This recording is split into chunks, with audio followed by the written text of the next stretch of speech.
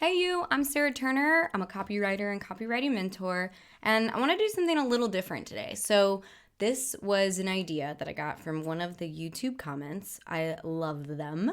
And it's kind of to go through my entrepreneurial timeline.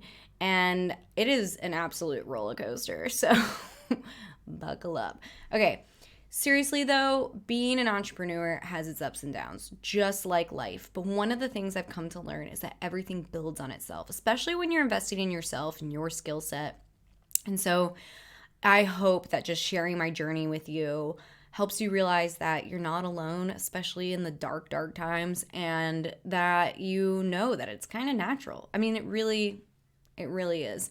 So I'm going to start with when I decided to leave my 9 to 5. So my last 9 to 5 job, I was a research associate, and my resentment was growing. I was hating work because honestly, I just wasn't being treated very well. And I was really starting to question like the whole incentive structure. It's frustrating to me that instead of, work being rewarded based on how much you do or how well you do it, it was more rewarded based on how long you were like at the company. And I mean, I worked hard. I even had a person come in and basically she told me to like not work so hard. And I was like, what? How are you telling me this right now? Anyway, it was just growing. So this resentment's growing. I need you to know that. Because then my dog Duke was actually killed. He was hit by a car. And that dog was like my soulmate, man. This just like rocked me. I mean, like we're talking couldn't stand up when I found out kind of grief. And it rocked me so hard that I cried for like 2 days straight. Actually, my work thought I was at a conference, totally blew it off to just cry about my dog. And then when I had to finally go back into work, I couldn't even like bring myself to put on clothes. I walked in my pajamas. I had been crying for 2 days. I had blown off this conference, which I was feeling kind of guilty about because that's not really my style. And I quit my job in my pajamas, like straight up total hot mess. Like definitely not my finest moment, but one of my more important ones. And I'm a mess. I'm crying. I quit. And my boss surprises me by offering me a hefty raise and is like, please stay. And I'm like, if you appreciated my work, why did you treat me so poorly? And I was just kind of like blindsided by that. And it made me realize that I think a lot of employers use fear as a motivator, thinking that like that will get people to work harder. And I just felt like there had to be a better way. Like, I just don't think that, I mean, life is too short to treat people like that. And so I vowed never to work with people who used fear as a motivator, and also to never use fear as a motivator with people who worked with me. So I started my first business, and this was just like random. I was like, okay, maybe I'm going to do event planning. I love to do events and bring people together. And I had done a lot like with my mom, actually, not for pay, just for fun. So I was like, I'm going to be an event planner. And I actually like really liked aspects of it, but it just wasn't what I was like supposed to do. You know, when you're like working and it's okay, so you stay, but it's not what you're supposed to be doing. And I learned a lot though. And actually, the event planning business was great because I exceeded my income pretty quickly, I think within a year. And I was featured in a few publications, which was like, all right. And then but I really learned a lot. So the things I learned that I really like interacting with all kinds of characters. I love interacting with all kinds of characters. And my faith and my ability to figure things out just like skyrocketed because I was kind of winging it as I went, and it did really well. I was just banking on the fact that I'm a hard worker. And I was amazed at how quickly I could build a business without getting an MBA. I don't know. I had this like underlying belief that you had to go to school for whatever career you're going to go into, and that was the only way to do it. I also learned that I just like don't give a shit about the color of linens. Like, I'm talking when we're sitting there looking at like 5 different color beiges, I'm like, who cares? But the thing is like that is, I mean, I get it. It's like total ambiance to make a whole vibe. but it just wasn't for me. Like some things are just not for you, right? Some things are not for me.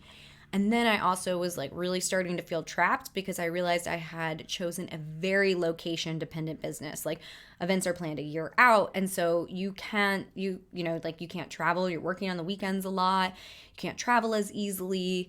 And you gotta be there. You gotta like live in the town you're an event planner in. And I had started writing on the side for extra cash, and I loved it. Like I actually did it because somebody had just like said, "Hey, you're a good writer. Well, could you write for this person?" And I was like, "Sure." And then I did it, and I was like, "Wow, this is amazing." So writing on the side, and then I'm like, "Okay, I'm gonna wrap up this event planning business." And as I'm wrapping it up to start focusing on copywriting, I am really acutely aware of how stuck I am. And I'm in a town I don't really like either. So I'm stuck. And now this whole like idea of like location independence, it becomes a non-negotiable. I'm like, I am not going to be stuck where I'm working anymore. So I'm really like all in on copywriting, and I'm writing for literally anyone at this point, and I am making peanuts. We're talking 3 cents a word. So I mean, it's just nothing. And I'm crying a lot. I'm a hot mess. And then I'm working for this one agency, and I find out that they are charging like $300, $400, $500 for pieces that they're paying me $30. And I'm livid. I'm like, and not only that, but they're like, of my clients that I'm writing for, they're the meanest. They're so mean to me. And I find out that I am one of their best writers, and I'm getting a lot of work from them, and then they're paying me like, I don't know, it's just like, oh, so frustrating, feeling so unappreciated again. And but it did tell me, okay, you're their best writer, and they are charging quite a bit of money for what you're writing. And so you can do this, but my like imposter syndrome and self-doubt and fear was just like a monster that had to be dealt with. So I decided I really needed to double down on mindset work and take responsibility for where I was in my career and my life. Because that's what, it's really important part of the process is you've got to take responsibility, I believe, for where you are. And that helped me shift from being a desperate freelancer to, a business owner, as I like to say. But this isn't just like an overnight transformation. This was a lot of consistency. So not big actions, but just consistent actions. Like, for example, I love to, say that just reading like 10 minutes a day. If you say like that you're going to read every day for 10 minutes, you're probably going to be more likely to do it than if you have to sit down and read for an hour, right? And so if you can just do it consistently, you're going to get through much more than if you keep blowing it off because you've made it into some big monster of an obligation. So consistency became like my word. Consistency is key. And then I started building my client base, and suddenly I find myself working way too much. Like I'm talking on the verge of burnout all the time. And I mean, it was kind of a joke with my friends and family because at that point in time, if they ever asked me like, how are you doing? It was always busy. I'm busy. I'm so busy.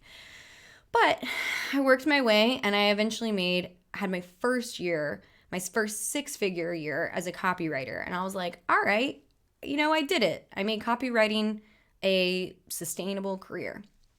And so I'm feeling pretty good.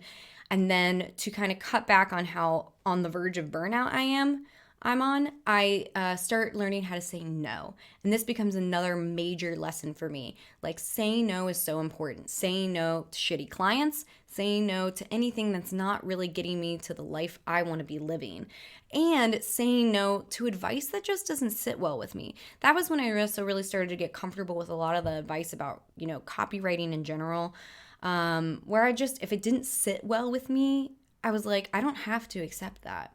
I don't have to is a really important thing to remember when you're an entrepreneur. So, as a result, my work becomes more fulfilling, more fun, and more successful. Like I'm earning about the same or more, but I'm also working less hours, and I'm not on that burnout edge. So also at this point in time, I've been traveling a lot, and I have 2 people reach out to me, and they're like, actually a lot of people reach out to me. Like consistently, I had people reaching out to me on a weekly basis. But 2 people started to really take my advice seriously. So all these people are reaching out to me saying, hey, how are you traveling? Like, how are you traveling all the time? And what is it that you do for work now? And I would give these people advice, and I would write out these really long emails. And these 2 people actually took my advice seriously. And it started, they're like asking for more, and I'm giving them more advice. And, it becomes this exchange. And then I'm like, this is a path I'm pretty sure I can lead someone through. And then they both had great jobs. They both quit their jobs within 3 months. And I was like, oh shit, more people need this information. So I was like, okay, I think I should build an online course. But that made me so uncomfortable, because for a couple of reasons. So one, I just was really scared I would create something that didn't actually help anyone. That would be super embarrassing. 2, I had zero desire to plaster my face on everything and grow a social media following. I know that might be hard to believe at this point in time because you're on my YouTube channel, but it's still something, it still kind of makes me a little bit uncomfortable. It doesn't come naturally to me. It's a little weird to sit here and talk to a camera. And I've only come to do it and really love it because of the feedback I get. People are like, this video helped me. And I'm like, well, dang, I'm going to create another video. So that's how that has kind of happened. It kind of jumped ahead. But zero desire to plaster my face on everything. I tried to make my course without my face on it, but I had so many people tell me that was a massive mistake because, you want to know who I am. I want to know who you are, right? Also, building a course felt super cliche, and I just that's not who I'm about, right? So I was very resistant to it and resisted it for a long time. But what kept me kind of going was the 2 people who quit their jobs. One of them is living in the Caribbean now with her boyfriend. And also remembering how miserable I was when I started copywriting and how I took so long to finally create a copywriting business that I actually loved. You know what I mean? There's a difference between making money writing and having something that you love. So those are the things that kind of keep me going. So client work is at an all-time high. I'm getting numbers for my copywriting, and that feels amazing. And the cherry on top is that I absolutely love my clients. So I'm building my course, and it takes me about 6 months, a little over 6 months to build it. And I'm doing full-time client work and building this course, and I am not really showering. I'm barely feeding myself. But I just had this fire inside me that needed to come out. So then I launched my course, and basically people who know me sign up. And that is, okay, I still don't know. But then a few months pass and my students start to have real wins, and it's okay, this thing I suspected would work is now really working. And as I'm working with clients and now getting feedback from students, I'm realizing what really makes my copywriting and course really helpful and successful and effective is that I don't focus on the bells and whistles, the fancy logo and the fancy website and the social media following. Those are all byproducts, right? Well, the social media following is, but I'm mostly focused on creating high value, deliverables, copy, content, right? To my clients and my students. And that is what I start to see is the most important thing. So then all of this is cruising along, students are having wins, client work is going great, and I get just sucker punched when I find out that one of my clients is not who they say they are. And I am just horrified and angry and frustrated and embarrassed. And I promptly quit, and I seriously consider quitting copywriting. I had a really dark period there where I was I can't be a copywriter because I accidentally was a part of something that I really don't believe in. And after working through that, I really came to the conclusion that I just needed to double down on conscious copywriting and heart-centered copywriting. And it's one of the reasons it's such a big part of my message. So At this point in time, I decided to live in Bali for 3 months and possibly forever because I don't know, it's Bali. And I want to get my head right. So I go to Bali, but for some reason, actually, for a lot of reasons, I start working like 50 hours a week. I mean, I'm talking working so hard. And I realize, well, a little bit later on, maybe I should hold off on that, but I'm taking client calls at 2 a.m. and I'm just like working my butt off and my anxiety like skyrockets. I mean, I have a panic attack and I haven't had one of those in years, right? So I, out of desperation, hire a mentor and it's the biggest financial commitment or investment in myself I've ever made. And I really do it out of desperation. And it ends up being the best decision I've ever made for myself. And she helps me realize so much because when anytime like my anxiety has like blown up like that, it's because there's a lot of things I need to take a hard look at. And what I realized was one, that I was working my butt off to kind of punish myself for what had happened with that client, even though it really wasn't my fault.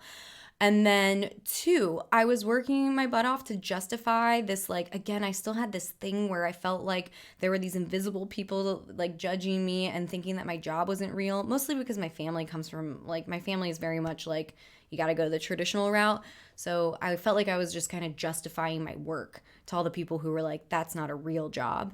So I was doing a lot of that. I was working too hard. And then also I realized a huge thing was that traveling wasn't as fulfilling for me anymore. And that was a huge part of my identity. You know, I'd been to like 30 plus countries at this point.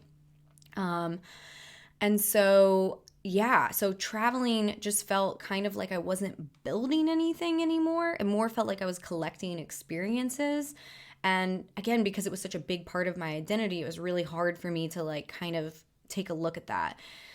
So I moved back to Santa Monica and I'm like overwhelmed with gratitude on my way back that I actually like love this place, LA, which I would have never thought that I would love.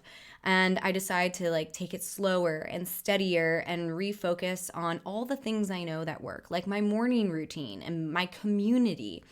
And things start to just feel good and I start to get back into a rhythm again. Like I'm feeling really good. So then I have my first mastermind with my students and I realize my time as an event planner wasn't totally wasted. Here's what it's for. I'm going to host events. So it was just totally life-changing for me. And it was so incredible to meet my students because it was the only time I've ever seen in my life where like your vibe attracts your tribe, but like from the digital world into the real world. So that was just really incredible. We were all instant friends. We had such a good time. And yeah, again, the lesson that things are kind of always building for you. You just don't necessarily see it at the time. Sometimes like 7 years, 8 years later. And then now that was in September. And so now we're kind of cruising along and like everything seems great. Things are going well again. And the pandemic hits. And I am absolutely terrified for my students. Like so scared for them. Like what's going to happen to them? Are they going to be okay? So I start hosting these work sessions once a week where we hop on Zoom calls and check in with each other. And it really was like an emotional check-in. And then it turned into this really beautiful thing. But they just like blew my mind and so impressed me because they didn't just survive the pandemic. They really, really thrived and are thriving. And so that has just been the biggest, most wonderful surprise of 2020 for me and an unexpected joy. So, I mean, I'd never been through a pandemic before. I had no idea what to expect. So now we've kind of caught up with the present, but what I've come to realize is that there are always ups and downs, and like a down will come again, you know, like that is just how life is. And if I can just learn to trust the journey and that all of those things, like every down point has been a way for my body and mind and heart and soul to kind of scream at me, things need to change, Sarah. And it's always been a learning experience and it's always helped me come out in a better place. So I just want to encourage you to keep growing, keep going, don't give up. You're really building something that is all for you. It really is. It is all for you and how you're going to be a better, human in this world. So I hope you like that. Hit that thumbs up if you did. It's a little more personal than usual, but just I hope it helps anyone who's going through their own emotional roller coaster to know that like there are some dark moments, but it's always kind of there to show you something. So leave me a comment. I would love to hear your thoughts. And of course, don't forget to subscribe. Thanks, guys.